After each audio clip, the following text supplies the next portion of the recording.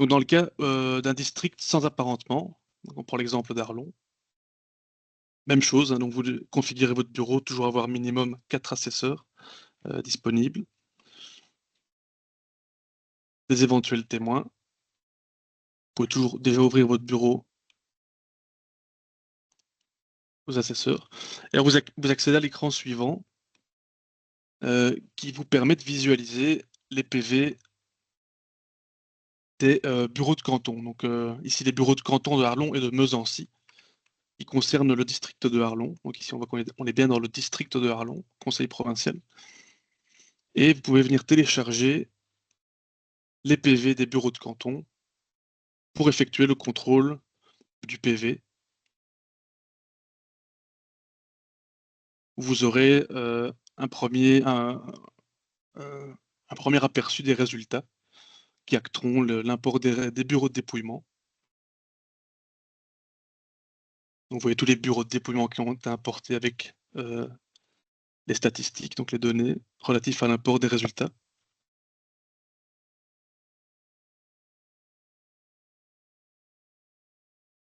Donc pour chaque liste, hein, le résultat par bureau de dépouillement.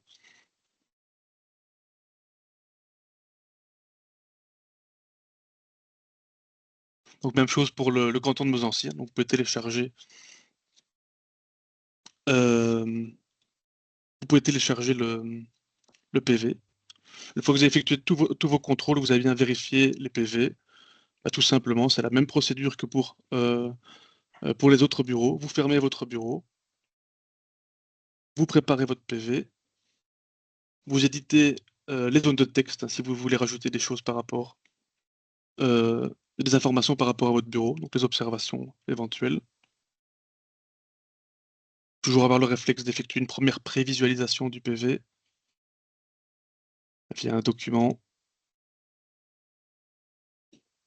Donc ce document-ci, draft, il ne pourra jamais être signé à la main ou quoi que ce soit, hein. Ce qui fait foi ici, c'est bien la signature électronique définitive du PV.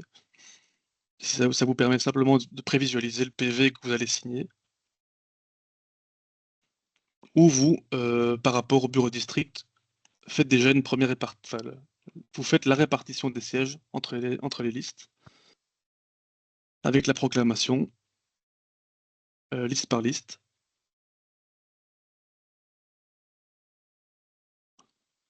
Le tableau de recensement, donc l'état récapitulatif des résultats par bureau de canton. Donc vous voyez les deux bureaux, Arlon et Mezancy. La répartition par liste.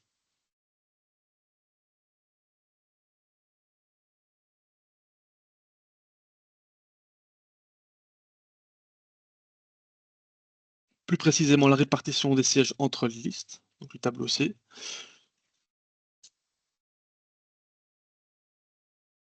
Et dans le tableau D, vous avez plus précisément la désignation des élus et des élus suppléants, donc par liste toujours. Vous avez le résultat précis donc, de la nomination des élus.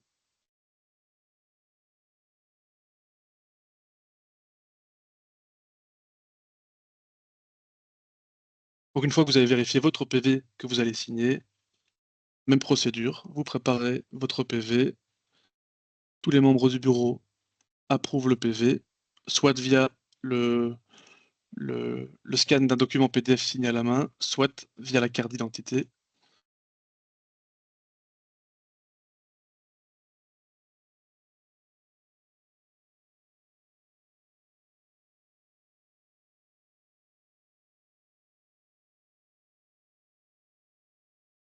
De toujours vous assurer que les témoins qui sont présents dans la configuration du bureau sont toujours présents euh, pour l'approbation du PV. Parce que si ce n'est pas le cas, vous allez devoir annuler l'approbation de tous les membres du bureau. Vous perdrez rien au niveau de ce que vous avez édité au niveau du PV, ici. Mais vous devrez faire réapprouver tous les membres du bureau après avoir reconfiguré votre bureau dans gestion du bureau. Vous avez la possibilité donc de venir supprimer le témoin qui n'est plus disponible, qui n'est plus présent, de confirmer la configuration et de réeffectuer la boucle.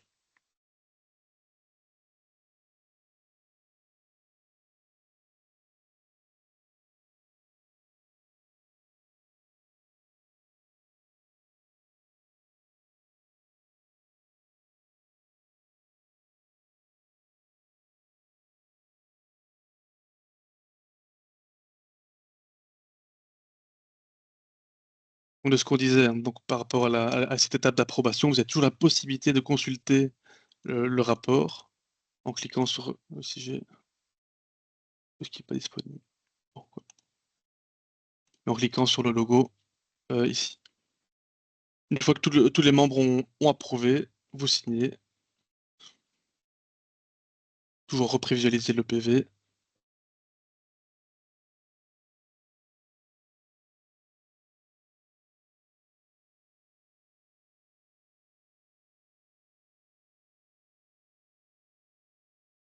Vous insérez bien votre carte d'identité et votre code PIN. Et vous signez votre PV définitif. Donc même chose, vous pouvez exporter les résultats via un fichier CSV ici en haut, ou alors soit télécharger votre PV et vous assurer que la signature électronique est bien apposée sur le PV.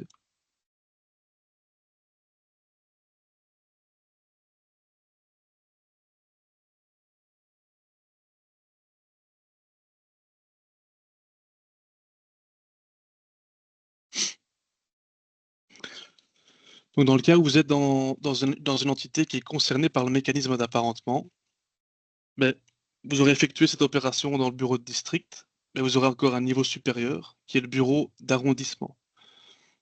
Donc si on prend l'exemple du bureau d'arrondissement de Dinan,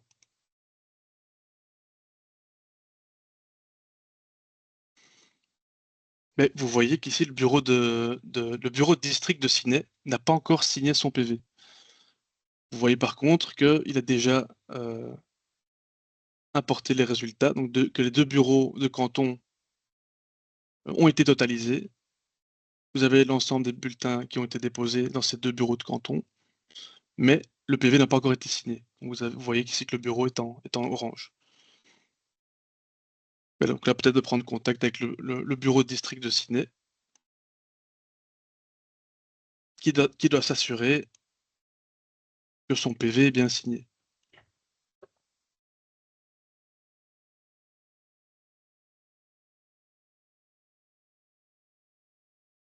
Si on va rapidement faire la procédure de signature.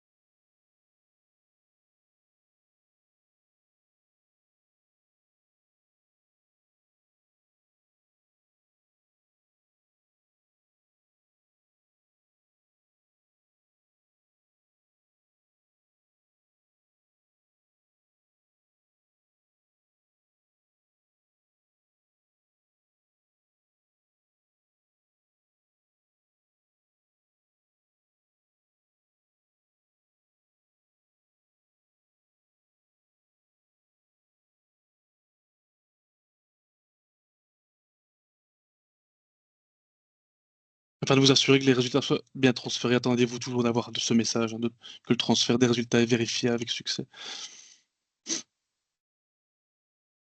Donc si on retourne dans le bureau d'arrondissement de Dinan, pour lequel le bureau de district de Ciney n'avait pas encore signé, et on voit que maintenant le bureau district de Ciney est bien signé, donc que le PV du bureau district est signé. Une fois que tous les bureaux de district de l'arrondissement ont bien signé leur PV, seulement alors vous pourrez venir signer le PV du bureau d'arrondissement.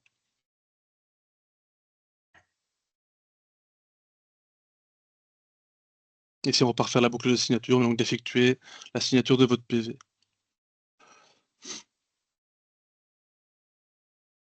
Peut-être pour vous montrer le détail d'un PV de district lorsqu'il y a un apparentement.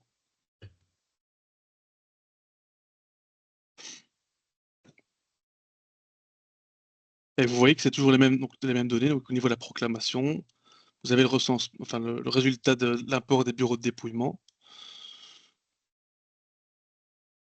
Donc ici le résultat de l'import par bureau de canton.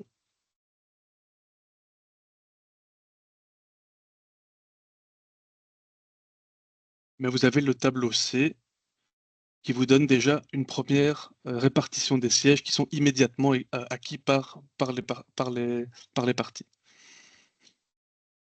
Donc ici, c'est le résultat de l'import des résultats. Vous voyez déjà les sièges qui sont immédiatement acquis, donc d'office, par les parties. Et donc c'est seulement dans le PV, donc on va quand même le faire, d'arrondissement.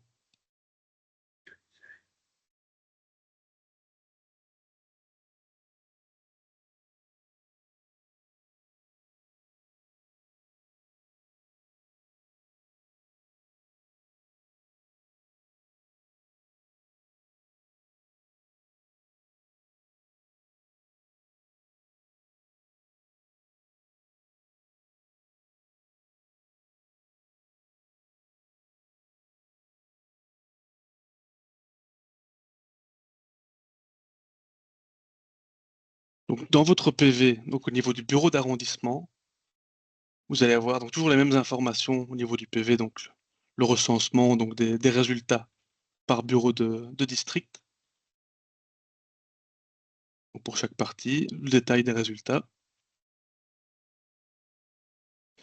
Mais surtout, une série de 6 tableaux récapitulatifs qui vous montrent en détail le calcul d'apparentement qui est effectué pour l'arrondissement. Donc ici, vous voyez le résultat par district. Dans le tableau 2, déjà un peu plus précis, vous avez la compilation des résultats au niveau de l'arrondissement.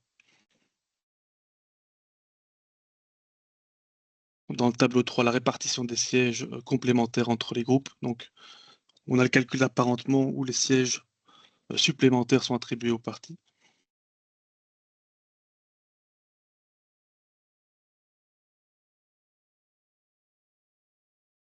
Donc, l'attribution des sièges au sein des groupes. De nouveau, un récapitulatif des calculs qui sont faits juste au-dessus. Et alors, le tableau 6, qui vous donne précisément les personnes qui sont élues sur base du calcul du mécanisme d'apparentement, où vous voyez les candidats qui sont élus en plus du PV de district.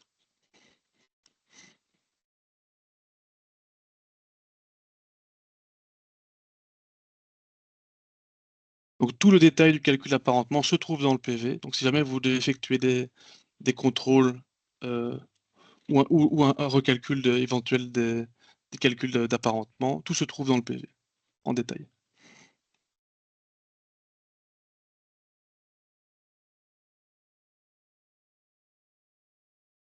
Voilà, Philippe, je ne sais pas si tu souhaites rajouter des choses par rapport au bureau de district ou d'apparentement, ou si vous avez des questions par rapport à la gestion des bureaux de district ou d'apparentement. Mais en soi, la procédure est exactement la même que pour les bureaux communaux et de canton, sauf que vous avez à contrôler, à valider les PV qui ont été faits dans les bureaux inférieurs.